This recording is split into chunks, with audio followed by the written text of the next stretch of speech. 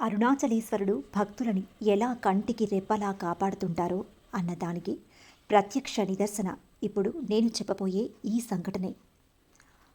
ఒకసారి మేము పౌర్ణమి గిరి ప్రదక్షిణకు అరుణాచల శివయ్యను దర్శించి గిరి ప్రదక్షిణ ప్రారంభించాం.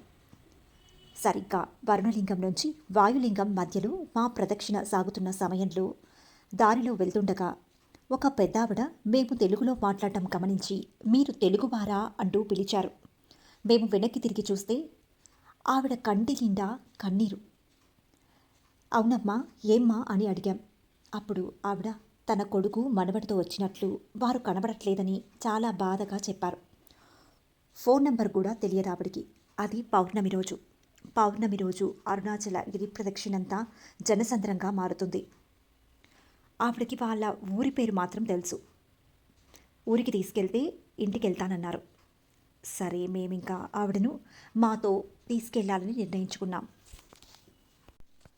ఇక ఆవిడను వాళ్ళ ఊరు చేర్చాలని నిర్ణయించుకొని, "మాతో రామ్మా, మేము మీ ఊరు తీసుకెళ్తామని చెప్పి అందరం సరిగ్గా ఇంకా గిరి ప్రదక్షిణ మళ్ళీ ప్రారంభించాలని ఇటువైపుకు తిరిగాము. అంతే, ఉన్నట్టుండి వెనుక నుండి ఆ పెద్దావిడ భుజంపై చేయి వేసి, "ఏమ్మా ఇక్కడున్నావు?" అంటూ ముగ్గురు స్త్రీమూర్తులు ఆమెను పలకరించారు.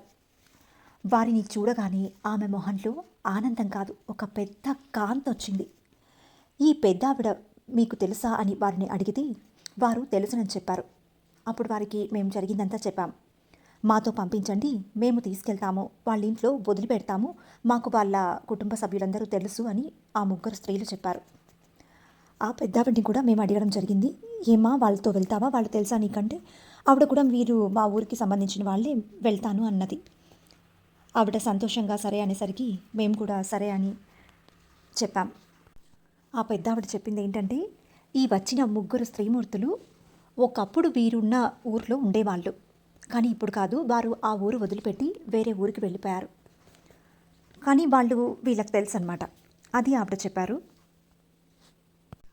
తప్పిపోయిన ఆ పెద్దావిడ కోసం ఎప్పుడో ఊరు వదిలి వెళ్ళిన వారు ఇప్పుడు సరిగ్గా ఇదే సమయానికి ఇక్కడకు రావడం కాదు, అరుణాచలేశ్వరుడు సరిగ్గా ఇదే సమయానికి వారిని ఇక్కడకు పంపించడం, ఇదంతా చూస్తూ ఆలోచిస్తుంటే మాకు ఎంతో చిత్రంగా అనిపించింది. భక్తులను స్వామి కంటికి రెప్పలాగా ఎలా కాపాడుకుంటారో మాకు శివయ్య స్వయంగా చెప్తున్నట్టు అనిపించింది ఆ రోజు. ఈ పవిత్రమైన కార్తీక మాసంలో ఈ శివయ్య లీలను మీ అందరితో పంచుకోవడం ఎంతో ఆనందంగా భావిస్తూ, ఓం అరుణాచలేశ్వరాయ నమః.